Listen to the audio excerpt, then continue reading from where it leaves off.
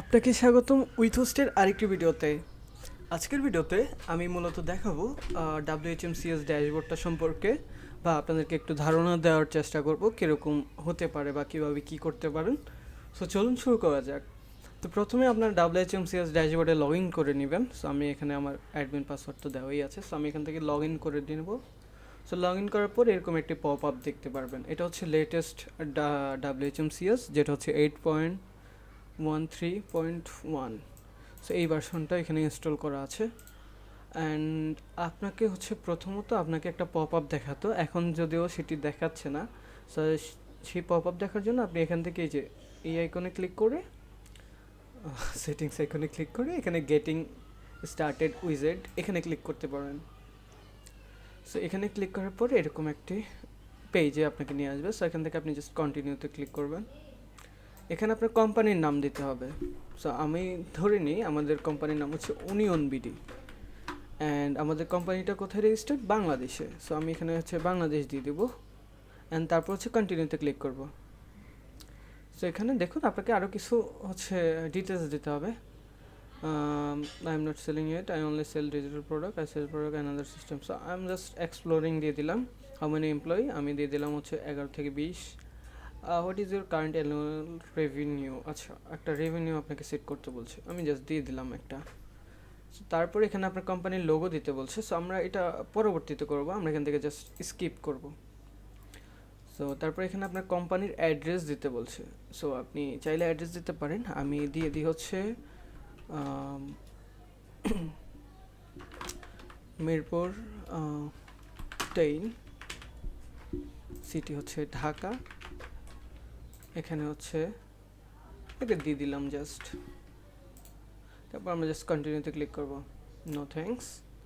Okay sir, তারপর হচ্ছে আপনাকে এখানে পেমেন্ট মেথড সিলেক্ট করতে বলছে। যেহেতু আমরা এইগুলার কোনো পেমেন্ট মেথডই ব্যবহার করতে পারবো না, যেহেতু আমরা বাংলাদেশে অনেক এইগুলো আসলে অ্যাভেলেবল না। সো আমরা এখান থেকে জাস্ট স্কিপ করব। তারপরে এখানে ডোমেন সেলের অপশন সিলেক্ট করতে বলছে, যেহেতু আমরা অন্য রিসেলার মেথড ব্যবহার করবো। আমি দেখাবো আপনাদেরকে আসলে পরবর্তী ভিডিওতে কীভাবে অন্য একটা রিসেলার মডিউল বা রিসেলার প্ল্যান থেকে আপনি হচ্ছে রিসেলারগুলো হচ্ছে সেট আপ করতে পারেন ডোমেনের জন্য। সেখান থেকে জাস্ট স্কিপ করে দিব। তারপরে এখানে অ্যাকাউন্ট ক্রিয়েট করতে বলছে, সেটি আমাদের প্রয়োজন নয়, যেহেতু আমরা এখান থেকে আসলে ডোমেন রিসেল করবোই না, আমরা স্কিপ করব। তারপর এখান থেকে হচ্ছে টিএলডি প্রাইসিং, আচ্ছা এগুলো স্কিপ। তারপর হচ্ছে কানেক্ট ইউর ফার্স্ট সার্ভার, এখান থেকে আপনি সি প্যানেল সিলেক্ট করবেন, বা আপনার যদি অন্য কোনো মেথড যেগুলো থাকে ফ্লেক্স বা ডিরেক্ট অ্যাডমিন, এগুলো এখান থেকে সিলেক্ট করতে পারেন। সো এখানে আপনার কী কী দিতে হবে? আপনার হোস্ট নেম বা আইপি অ্যাড্রেস, আপনার ইউজার নেম, যে রুটের যে ইউজার নেমটা থাকবে, এবং এখানে আপনার পাসওয়ার্ডটা দিয়ে দিতে হবে। সো আমি আপাতত এগুলো সেট করছি না, আমি এখান থেকে স্কিপ করব, পরবর্তীতে এগুলো আসলে অ্যাড করে আপনাদেরকে দেখাবো। সো তারপর আমরা এখান থেকে জাস্ট স্কিপ করলাম, এটাও স্কিপ করে দিলাম। তারপর হচ্ছে আমরা গো টু অ্যাডমিন ড্যাশবোর্ড, এখানে ক্লিক করব। সো এখন ইনিশিয়াল কিছু সেট আপ কমপ্লিট হয়েছে আমাদের, যদিও পুরোপুরি কমপ্লিট হয়নি। সো প্রথমত আমরা হচ্ছে আমাদের এখানে এখানে এখানে সিস্টেম হেলথ, এখানে যাব ভিউ ইস্যু। ইনস্টল করার পরে আপনাকে আসলে এই কিছু জিনিস আপনাকে একটু দেখে নিতে হবে বা এগুলো সলভ করে নিতে হবে। সেখানে দেখুন ইউজ ডিফল্ট টেমপ্লেট, এখানে WHMCS, এগুলো হচ্ছে পরবর্তীতে আপডেট হয়ে যাবে।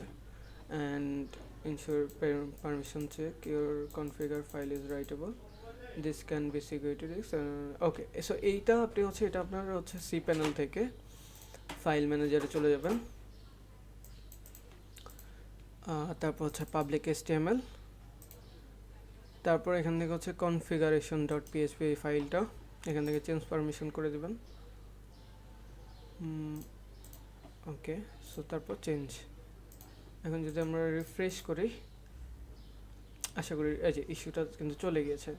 এরপর আপনাকে বলছে your system is set to display error while this is useful for some debugging situation. So আমি হচ্ছে বেসিক্যালি একটা ডিবাগ করতে গিয়ে এখানে কনফিগারেশনে একটা কোড অ্যাড করেছিলাম, মানে হচ্ছে আমার যে ইররগুলো আছে সেগুলো হচ্ছে কোনো শো করে কিনা। WHMCSে অনেক সময় ইনস্টল করতে গেলে অনেক ইরর শো করে।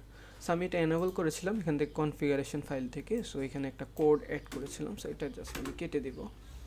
কেটে দেওয়ার পর সেভ চেঞ্জেস করব। আপনারা যদি একদম লাইসেন্স ব্যবহার করেন এরকম আসলে এই ইস্যুটা হবে না।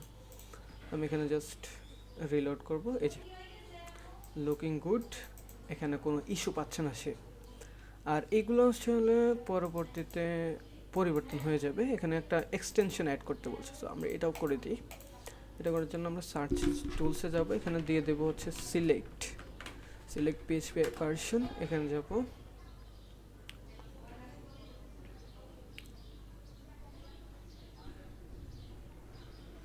সো এখান থেকে আপনি পিএইচপি সিলেক্টর ইউজ করবেন, এখান থেকে কনফার্ম করব। সো এখান থেকে এটাকে আপডেট করে 8.2-তে করে দেব। তারপর হচ্ছে এখান থেকে এক্সটেনশনে ক্লিক করব। এখান থেকে এখানে দেখুন একটা এক্সটেনশন বলছে, সো এটা আমরা কপি করলাম। এখানে উইন্ডোজ প্লাস এফ দিলে হচ্ছে আমাদেরকে এই এক্সটেনশন শো করবে। আমরা এখান থেকে এনেবল করে দিব। আচ্ছা, এনেবল করার পর আমি যদি একবার রিফ্রেশ করি ইস্যুটা আসলে সলভ হয়ে যাবে। সো এখানে আবার লগ ইন করতে হচ্ছে। সো দেখুন ইস্যুটা কিন্তু সলভ হয়ে গিয়েছে। Update require writable directory for styling. আচ্ছা, এগুলো পরবর্তীতে আসলে করে নেওয়া যাবে। আচ্ছা, সো এখন আর তেমন কোনো ইস্যু নেই। ওকে, তারপর হচ্ছে আমরা এখান থেকে চলে যাব হচ্ছে সিস্টেম সেটিংস, এখানে চলে যাব। তারপর জেনারেল সেটিংস, তারপর এখানে আপনার হচ্ছে পাসওয়ার্ডটা দিয়ে দিতে হবে। ওকে, সো এখানে আপনি হচ্ছে এখানে ইউআরএল সেট করতে পারেন। অনেক সময় হচ্ছে কি ডোমেইন শেষে ইন্ডেক্স দিয়ে হচ্ছে আপনার WHMCS শো করে। সো এখান থেকে আপনি হচ্ছে ইউআরএলগুলো পরিবর্তন করলে এখানে দেখতে পারেন যে ফুল ফ্রেন্ডলি রিরাইট, এইটা সিলেক্ট করে বা সিস্টেম অটো ডিটেক্ট করে নেবে। তারপর এখান থেকে আপনি সেভ চেঞ্জেস এখানে ক্লিক করতে পারেন।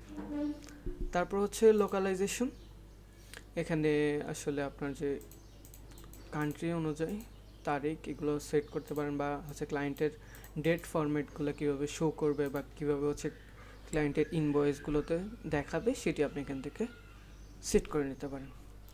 তারপরে হচ্ছে আমাদের অর্ডারিং, এইটা আসলে এখন প্রয়োজন নাই, যেহেতু আমরা পরবর্তীতে অন্য কোনো থিম দিয়ে ইউজ করব। সো সেখানে আমি আপনাদেরকে দেখাবো কীভাবে আসলে এটা পরিবর্তন করে নেবেন। ওকে, তারপর হচ্ছে ডোমেইনস, এখানে ডোমেইনের জন্য নেম সার্ভারগুলো আপনার ডিফল্ট যে নেম সার্ভার থাকবে সেগুলো এখানে দিয়ে দিতে পারেন। তো কাস্টমার যখন অর্ডার করবে তখন এই নেম সার্ভারগুলো অটোমেটিক থেকে যাবে হচ্ছে আপনার অর্ডার সেকশনে। ওকে, সো এই অপশনগুলো আছে। তারপর হচ্ছে আমরা মেইলে চলে যাব। সো এখনকার সময় দেখা যাচ্ছে যে পিএইচপি মেইল এই অপশনটা অনেক সার্ভারেই বন্ধ রয়েছে। সো সেক্ষেত্রে আপনাকে এসএমটিপি সার্ভার ব্যবহার করতে হবে। আমি দেখাবো পরবর্তীতে আসলে এসএমটিপি কীভাবে সেট আপ করবেন, বা অন্য কোনো এসএমটিপি প্রোভাইডার থেকে এসএমটিপি নিয়ে সেটা কীভাবে সেট আপ করবেন সেটিও দেখিয়ে দিব। এখান থেকে আপনি কনফিগার মেল প্রোভাইডার এখানে ক্লিক করে এখানে পিএইচপি থেকে এসএমটিপি সিলেক্ট করতে পারেন। তারপর হচ্ছে আপনার এসএমটিপি হোস্ট, এসএমটিপি পোর্ট এবং অথেন্টিকেটর এগুলো ব্যবহার করে আপনি জাস্ট টেস্ট কনফিগারেশন দিলে আপনি বুঝতে পারবেন যে আসলে এটা কানেক্ট হয়েছে কিনা। সো আমি এটা ক্লোজ করব। আমি দেখিয়ে দেবো আপনি হচ্ছে আপনার সি প্যানেলের যে এসএমটিপি আছে সেটাও কীভাবে কানেক্ট করবেন সব কিছু। সো আমি এখন জাস্ট এই ভিডিওতে আপনাদেরকে জাস্ট এটার সাথে আর কি পরিচয় করাচ্ছি। সো এখানে সিস্টেম ইমেল ফ্রম নেম আপনার কোম্পানির নাম দিয়ে দেবেন। সো আমি ধরেন দিয়ে দিই অনিয়ন বিডি।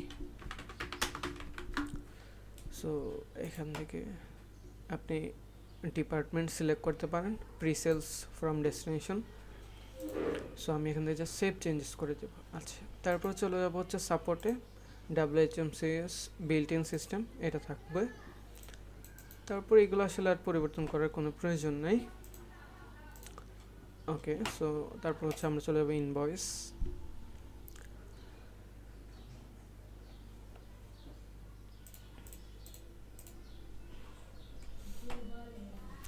ওকে, সো এইভাবে থাকুক যেভাবে আছে, আসলে ডিফল্টটাই রেখে দিলাম। তারপর হচ্ছে আমরা ক্রেডিটে চলে যাব। আমরা চাইলে হচ্ছে ক্রেডিট অপশন দিতে পারি আমাদের ইউজারদেরকে, যে মিনিমাম হচ্ছে 10। এখন তো হচ্ছে এটা ডলারে রয়েছে, সো আমি এখান থেকে যেভাবে আছে এইভাবে রেখে দিই, পরবর্তী চেঞ্জ করে বিজিটি করে দেওয়া যাবে। তারপর হচ্ছে এফিলিয়েট, আপনি চাইলে এফিলিয়েট এনেবল করতে পারেন। অ্যান্ড এখান থেকে সিকিউরিটিতে আমরা জাস্ট এটা অফ করে দেব ক্যাপচাটা। সো তারপর হচ্ছে সেভ চেঞ্জেস।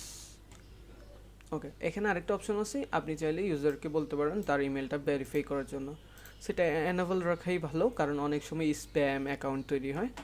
সো আমরা এটা এনেবল করে দেব, সেভ চেঞ্জেস। ওকে, তারপর হচ্ছে সোশ্যাল, এখানে আপনি চাইলে আপনার সোশ্যাল মিডিয়াগুলো এখানে অ্যাড করতে পারেন।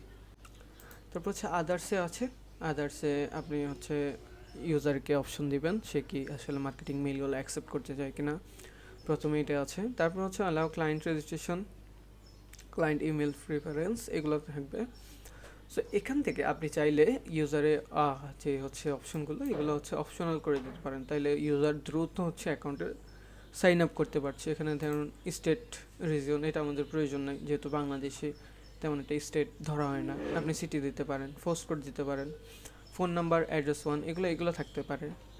সো তারপর এখানে আবার locked client user field, select any field below that you want to prevent client and user being able to edit from the client area. Okay, so এখানে বলছে আপনি চাইলে ইউজারকে এখানে কিছু অপশন দিতে পারেন যেগুলো ইউজার চাইলে তার ক্লায়েন্ট এরিয়া থেকে পরিবর্তন করতে পারে। সো আমি এখানে ফার্স্ট নেম লাস্ট নেম দিয়ে দেবো, তার কোম্পানি, ইমেল, ফোন নাম্বার পরিবর্তন করতে পারবে না, কান্ট্রি পরিবর্তন করা যাবে না, অ্যাড্রেস এবং পোস্ট কোড সে চাইলে এগুলো পরিবর্তন করতে পারবে, কিন্তু ইমেল অ্যাড্রেস, ফোন নাম্বার এবং কান্ট্রি এগুলো সে পরিবর্তন করতে পারবে না। আর স্টেট যেহেতু আমি অপশনাল করে দিয়েছি, সেটিও আসলে এখানে শো করছে না। তো আমি এখানে সেভ চেঞ্জেস করে দেবো। ওকে, আরেকটা অপশন হচ্ছে আপনি এখান থেকে চাইলে ডিসপ্লে এরর, ধরুন আপনি WHMCS কোনো কাজ করতে গেলেন বা কোনো মডিউল ইনস্টল করতে গেলেন, তখন একটা ইস্যু দেখাচ্ছে, আপনি হচ্ছে আপনার অ্যাডমিন প্যানেল অ্যাক্সেস করতে পারছেন কিন্তু ক্লায়েন্ট এরিয়া ড্যাশবোর্ড অ্যাক্সেস করা যাচ্ছে না। তো সেক্ষেত্রে আপনি হচ্ছে এখান থেকে ডিসপ্লে এরর, লগ এরর এগুলো এনেবল করেও দেখতে পারেন যে আসলে কোথায় ইস্যুটা হচ্ছে। সেটা প্রোডাকশন লেভেলে ডিসেবল রাখাটাই উচিত। সো আমার হচ্ছে এখন ডিসেবলই আছে, সেভ চেঞ্জেস করব। সো এইটা চলে গেলে হচ্ছে জেনারেল সেটিংস।